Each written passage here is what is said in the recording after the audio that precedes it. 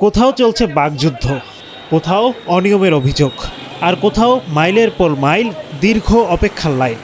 জ্বালানি তেলকে ঘিরে এমন দৃশ্যেই এখন উত্তপ্ত রাজধানীর বিভিন্ন পাম্প এলাকা। তেল নিতে এসে ভোগান্তি আর ক্ষোভ দুটোই যেন বাড়ছে সাধারণ মানুষের। রাজধানীর প্রায় সবগুলো পাম্পে গত কয়েকদিনের মতো আজও সেই চিরচেনা চিত্র। মাইলের পর মাইল হাঁটলেও শেষ হচ্ছে না অপেক্ষার লাইন। এ লাইন শুধু কাঙ্ক্ষিত জ্বালানি তেল নেওয়ার জন্য। তেল পাওয়া না পাওয়াকে কেন্দ্র করে কোথাও চলছে তুমুল তর্ক, আবার কোথাও উঠছে অনিয়মের অভিযোগ। 12 লিটার। 12 লিটার? আমার ক্যামেরায় তো আপনি 22 লিটার নিছেন। 12 লিটার তেল। আপনি দুইবারে নিছেন তেল? হ্যাঁ, দুইবার দিছি। মানে কারণটা কি একটু বলবেন? আমি অনেক দূর থেকে আইছি, সাভার থেকে আসছি। গাড়িতে সাভার থেকে আসছি। আপনি যে 12 লিটারের জায়গায় 22 লিটার নিলেন 10 লিটারের জায়গায়, এটা সরকার থেকে নিয়ম করা আছে। আমি তো সাভার থেকে আসতে তো অনেক সময় লাগে। যেসব পাম্পে জ্বালানি বিক্রি চলছে সেসব পাম্পে 1 থেকে 1.5 কিলোমিটার পর্যন্ত মোটরসাইকেল ও বিভিন্ন যানবাহনের দীর্ঘ সারি দেখা গেছে। চালকদের কেউ কেউ বলছেন 1.5 থেকে 2 ঘন্টারও বেশি সময় লাইনে দাঁড়িয়ে থাকতে হচ্ছে তাদের। এদিকে বেশিরভাগ পাম্পে তেল না থাকার অভিযোগও করছেন অনেক ক্রেতা। সত্যি তেলের সংকট। যদি তেলের সংকট না থাকতো তাহলে পাম্পগুলো বন্ধ কেন? কারণ আমরা যেখানে যেতেছি সব জায়গায় খালি পাম্প বন্ধ হইতেছি। তেজগাঁও থেকে শুরু করে এই যে মহাকালী, উত্তরা, সব জায়গায় পাম্প বন্ধ। এদিক থেকে ঘুরতে ঘুরতে এই জায়গায় আসছি। এই যে অবস্থা দেশের। আনুমানিক কয়টা পাম্প? প্রায় 10-15টা। উত্তরা থেকে শুরু করে বন্ধ আসছি। যুদ্ধ লাগছে ইরান আমেরিকা, এখন সেক্ষেত্রে বাংলাদেশের পরে কেন যে প্রভাব পড়লো, আর কেন বা আমরা 2-3 ঘন্টা অপেক্ষা করে যে আজকে 2 লিটার কিংবা 200 টাকার তেল কিছু কিছু পাম্পে 200 টাকার বেশি দিচ্ছে না, আবার কিছু কিছু পাম্পে 2 লিটার 1 লিটার। এটা কেন? আমি সরকারের কাছে আবেদন করতেছি যে এটা কেন, কি কারণটা কি? আমরা শুনছি যে বাংলাদেশে 2-3 মাসে তেল মজুদ আছে এখন। তাহলে কি পাম্প কর্তৃপক্ষ কি এই ব্ল্যাকমেলগুলো করছে?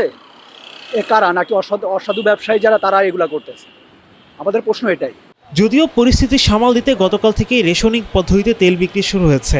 এই ব্যবস্থায় প্রতিদিন নির্দিষ্ট সীমার বেশি তেল সংগ্রহ করা যাবে না। যেখানে মোটরসাইকেলে প্রতিদিন সর্বোচ্চ 2 লিটার, ব্যক্তিগত গাড়িতে 10 লিটার, জিপ এবং মাইক্রোবাসে 20 থেকে 25 লিটার, লোকাল বাস ও পিকআপে 70 থেকে 80 লিটার, দূরপাল্লার বাস এবং ট্রাকে নেওয়া যাবে 200 থেকে 220 লিটার পর্যন্ত ডিজেল। রেশনিং পদ্ধতি ঠিক আছে, বাট আমার মনে হচ্ছে যে রেশনিং পদ্ধতিতে একদম 2 লিটার জিনিসটা একেবারে কম। কারণ হচ্ছে একজন মানুষের প্রতিদিন যদি যে ভেহিকেল ইউজ করে তার প্রতিদিনের কনজাম্পশন হিসাব করলে রেগুলার যদি আপনি অ্যাভারেজ করেন তাহলে 2 লিটার প্রতিদিনই যায়। তো আপনি প্রতিদিনই যদি এভাবে 1 ঘন্টা 1.5 ঘন্টা করে লাইনে দাঁড়াইতে হয় তাহলে এটা আসলে দেশে একটা কেওয়াস সৃষ্টি হচ্ছে। রেশনিং পদ্ধতিটা ভালো, বাট আমার মনে হয় রেশনিং পদ্ধতিতে লিমিটটা আর একটু বাড়ানো উচিত, যাতে একটা মানুষ যতটুকু তেল পেলে 3-4 দিন চলতে পারে এরকম একটা পদ্ধতিতে তেল দেওয়া উচিত। কারণ বাংলাদেশ যথেষ্ট পরিমাণে তেল মজুদ আছে, যতটুকু আমার জানা মতে অ্যাটলিস্ট প্রত্যেকটা দেশে 6 মাসের তেল রিজার্ভ থাকে।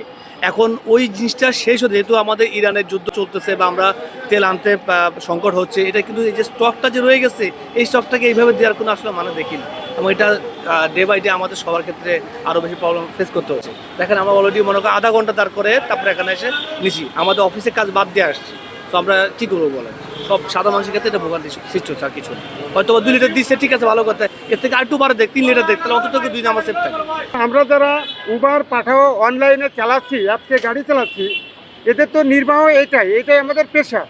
এখন আমাদের জন্য সারাদিন গাড়ি চালাতে গেলে 2 লিটার তেলে হয় না। এই যে আমি 3 ঘন্টা এখানে সিরিয়াল ধরে, সেই পিজি হাসপাতালের ওই মাথার থেকে 3 ঘন্টা সিরিয়াল ধরে আসলাম, আমাকে 230 টাকার, অর্থাৎ 2 লিটারেরও কম তেল দিল। 116 টাকা করে লিটার, অর্থাৎ 230 টাকার তেল 2 লিটারেরও কম। তাহলে আমি এই 2 লিটার তেলে আমার গাড়ি চলবে মাত্র 2 ঘন্টা 2.5 ঘন্টা। তা 2 ঘন্টা 2.5 ঘন্টা আমি বাইক চালায় কি আবারও 3 ঘন্টা সিরিয়াল দেব? তাহলে আমি সারাদিন যে টাকাটা পাবো না হবে আমার, এই যে টাকা দিয়ে আমি না পারবো সংসার চালাইতে, না পারবো কোনো করতেই। আমি 12 ঘন্টা বাইক চালাই, সেখানে আমি বাইক চালাইতে পারতেছি 5 ঘন্টা। আমার সংসারটা চলবে কেমনে? আমার 3টা ছেলে মেয়ে নিয়ে ঢাকাতে থাকি। তবে রেশনিং পদ্ধতি নিয়েও রয়েছে মিশ্র প্রতিক্রিয়া। অনেক চালকের দাবি এই সীমা কিছুটা বাড়ানো হলে ভোগান্তি কমতে পারে।